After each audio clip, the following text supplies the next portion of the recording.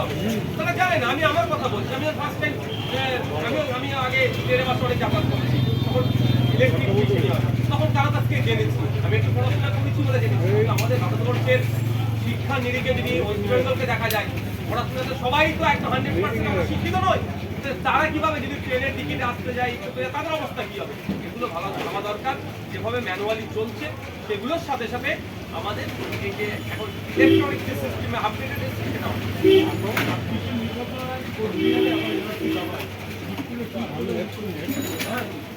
BJP Trinamool একে অপরের 26-এ নির্বাচন আসছে, একটা শ্রেণীর মানুষকে ভয় দেখাতে হবে।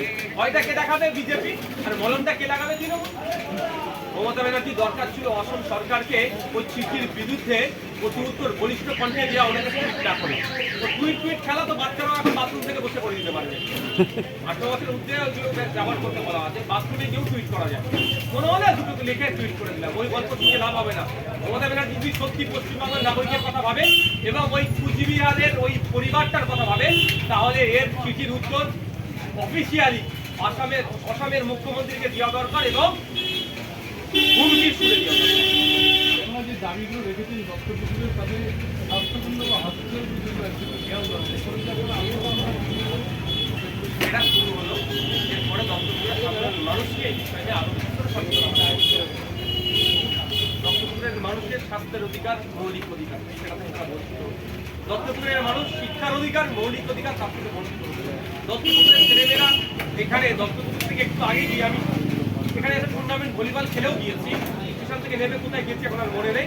মন্দিরের সামনে ভলিবল মাঠ, তাও বলছি মন্দিরের ওখানে আমাদেরকে বসতে দিয়েছে বা কারো পরিচালনা হয়েছে, ওখানে আমি ভলিবল খেলে গেছি। এখানে তো মেধাযুক্ত ছেলেরা যারা স্পোর্টসের ফিল্ডে তাদের সর্বোচ্চ দিয়ে পশ্চিমবাংলা শুধু নয় দেশের মানকে উজ্জ্বল করতে পারবে। কিন্তু দুর্ভাগ্য তারা নির্দিষ্ট সঠিক প্ল্যাটফর্ম পাচ্ছে না, তাদের প্র্যাকটিসের জায়গা, তাদের মেধার বহিঃপ্রকাশ ঘটানোর জায়গা পাচ্ছে না। তাই জন্য আমরা এখানে একটা স্টেডিয়াম চাচ্ছি। এই বিষয়গুলো নিয়ে দত্তপুকুরের গলিতে গিয়ে সাধারণ মানুষের কাছে পৌঁছাবো। আমরা পৌঁছে দত্তপুকুরের সাধারণ মানুষকে নিয়ে প্রয়োজনে সিএম ডেপুটি হবে আগামী।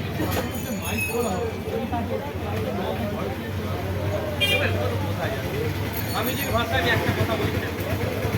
স্বামীজি বলতে সারাদিন চলার পথে যদি তুমি কোনো বাধার সম্মুখীন হও, জানলে তুমি বিপদে পড়তে। স্বামীজির ভাষায় আজকে আমি বলছি স্টুডেন্ট ফান্ড সঠিক পথে চলছে, বাধার সম্মুখীন হতে হচ্ছে। এ হচ্ছে ওই জিনিসটা তৃণমূলের কাছে ওর রেটিং বাড়ানোর চেষ্টা। তৃণমূল বিজেপিকে আপনি একে অপরের সৌমিক ভট্টাচার্য বিজেপিকে দায়িত্বে এলেন সেই দিন আপনারা সবাইকে ইনক্লুডিং সমস্ত বিরোধীদেরকে একসঙ্গে এসে তৃণমূলের বিরুদ্ধে ওখানে মুখোশ ভাই আছে। অমিত বাবু যদি কথাই বলে তাহলে অমিত বাবুর কাছে আমি অনুরোধ করছি যে 55 জন আমাদের তিলোত্তমাকে খুন করার দিনে ওই করিডোরে যাতায়াত করছিল, ওদের ছবিটা পাবলিক ডোমেনে দিয়ে দিক সিবিআই, যে তাদের নাকি খুঁজে পাচ্ছে না। তো আমরা পাবলিক দত্তপুরের মানুষ, মানুষ, বারাসাতের মানুষ, বসিরহাটের মানুষ খুঁজে দেবো ওই দুষ্কৃতিগুলো কারা, সমাজবিরোধীগুলো কারা ছিল, যারা আমাদের বাড়ির নিয়ে আমাদের কন্যা তিলোত্তমা এই কাজটা করতে বলবেন। সৌমিক ভট্টাচার্য আরো একটা কথা বলেছিলেন যে তারা নাকি ইসলাম বিরোধী না, মুসলিম বিরোধী না, কিন্তু পরের দিন আবার বলছেন যে আমাদের আরো রাজনৈতিক কারবারি। এখন এদের পছন্দ হয়েছে একটা নির্দিষ্ট ধর্মের মানুষের পছন্দ, যেই ভোট পেয়ে যাবে ক্ষমতায় আসবে উত্তরপ্রদেশ বানাবে। উত্তরপ্রদেশে দলিত হওয়াটা হচ্ছে অপরাধ হয়ে গিয়েছে। তুমি দলিতের ছিলে, তুমি আমাকে ওভারটেক করে চলে যাবে, গাড়ি থেকে নেমে তুমি দলিত, তুমি বিয়ে বাড়ি লজ ভাড়া করে তোমার মেয়ের বিয়ে দেবে, তোমার এত বড় হিম্মত। এটা রাজনৈতিক কারবারি। যখন প্রয়োজন হবে মুসলিম ভোট,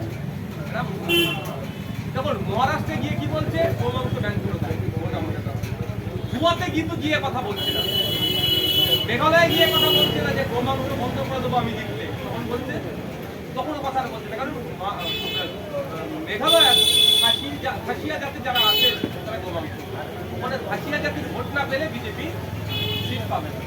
এটা রাজনৈতিক কারবারি। আজকে যদি মুসলমানদের ভোটের প্রয়োজন হচ্ছে না, ওই জন্য এখন হিন্দু ভোট ওদের দরকার। যখন এদের আবার মুসলিম ভোটের দরকার হবে, দেখবে আপনার পায়ে নিতে রাজনৈতিক কারবারিদের থেকে সাধারণ মানুষের সতর্ক থাকতে হবে।